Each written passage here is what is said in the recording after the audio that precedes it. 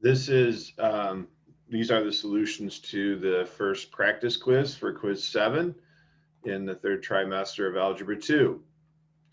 So question 1 is talking about the mean, median, and mode being exactly the same. So if this is the case, your distribution, there's no skewing left or right. Skewing means that the mean is artificially large or artificially small because outliers are in your data set, either really large values or really small values. So if there are not outliers, your data set is, when graphed, will be symmetric. So sometimes that's a bell curve. Sometimes that's just a graph that looks fairly symmetric. So if you do have on 2 part A outliers, so if you have the mean that's to the right of the median, this means that you have outliers to the right. So let's say you had a bunch of numbers that are 2-digit numbers, and then the last number in the data set is 10 million. Well, that number is an outlier far to the right and is going to skew the mean, and the mean won't be a very good representation for that data set. So that's a question on another practice quiz. We use the median when the mean gets skewed far right or far left, and then B, state the name of so the name is the outlier.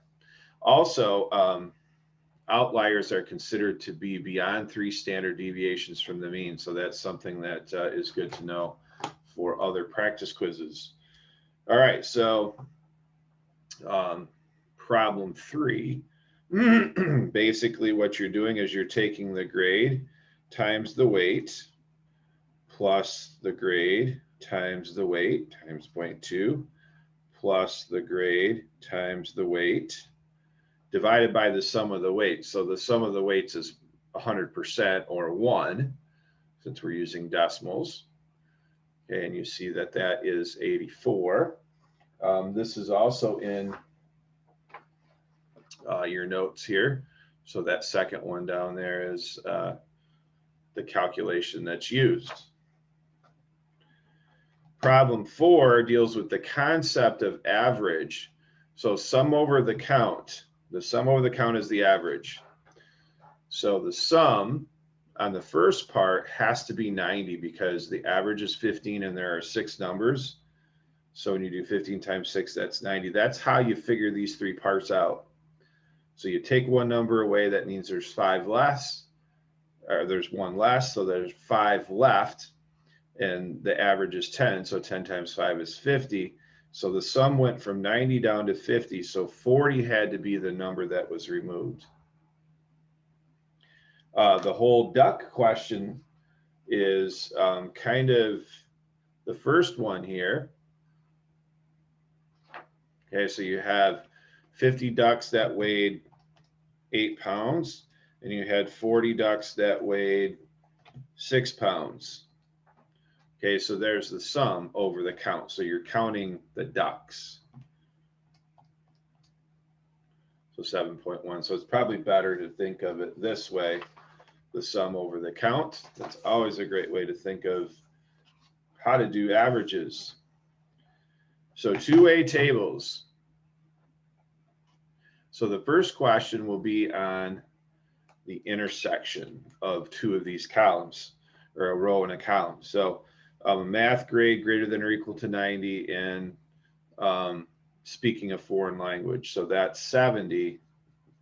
Where does that column and row meet? 70 out of a total of 145. So question 6B is perhaps the one that's the most difficult to calculate. So it has to do with 6A.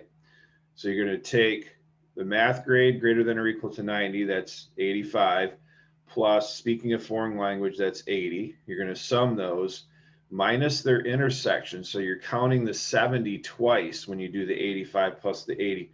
So you have to subtract it out and then over a total of 145.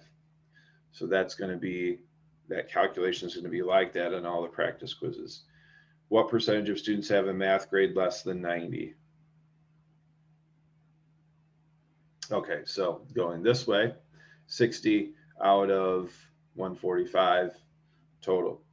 And then this is a limited question here, given that they do not speak a foreign language. So we're here. So that total is 65, and then they have a math grade less than 90 is 50 out of that 65. So you got to look for the column that is referring to.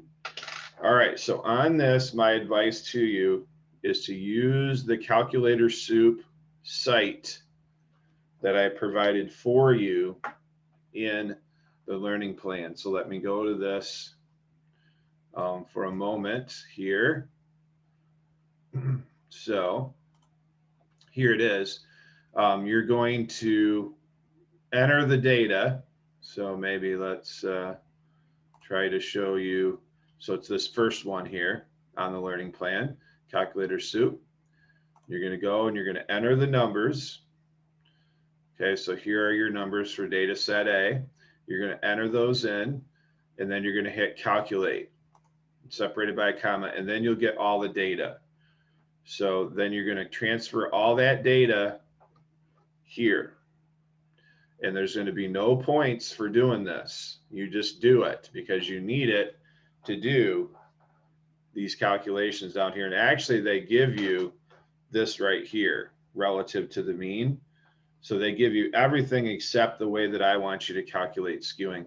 Could you use their skewness value? I'd actually allow you to do that.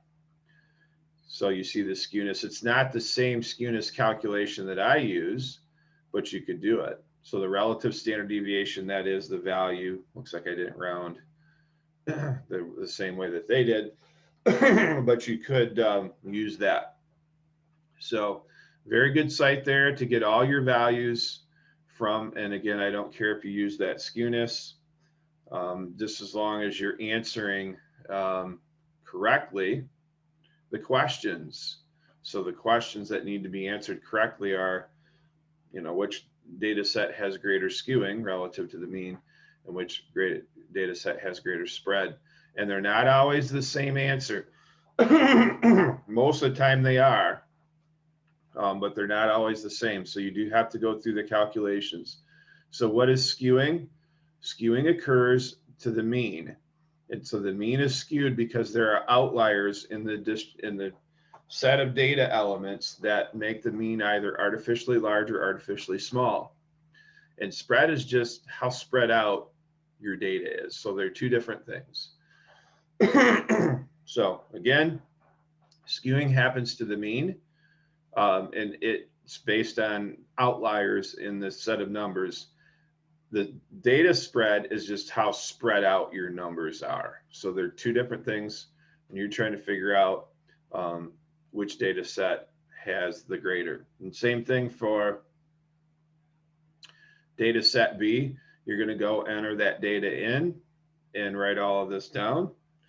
And again, you can get the relative standard deviation and the skewing if you wanted to. You can get that right from the printout. These values are done by doing the mean minus the median over the mean. So the mean minus the median over the mean, and then do the absolute value of that number. And these are the solutions for the first practice quiz for quiz 7 in the third trimester.